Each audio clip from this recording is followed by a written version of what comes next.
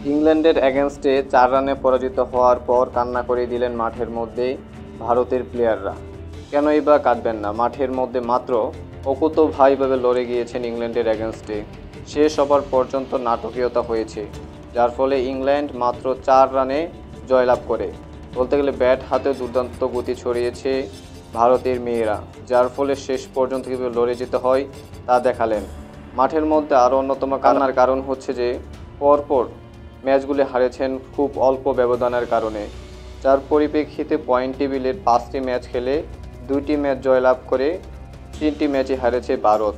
যার পরিপ্রেক্ষিতে বলা যেতেই পারে দুর্ভাগ্য তাদের পিছুই ছাড়ছে না, তীরে এসে টুপি বোঝাচ্ছে বারবার, যার ফলে অনেকটা ছিটকে দেওয়ার সম্ভাবনা রয়েছে ভারতের কাছে। যার ফলে পরবর্তী ম্যাচগুলোর দিকে লক্ষ্য রাখবে ভারতের মেয়েরা।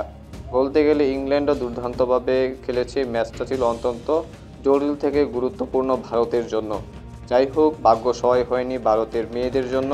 পরবর্তী ম্যাচগুলো জয়লাভ করার জন্য অবশ্যই দুর্দান্তভাবে জ্বলে উঠতে হবে, এমন ভুল করা যাবে না।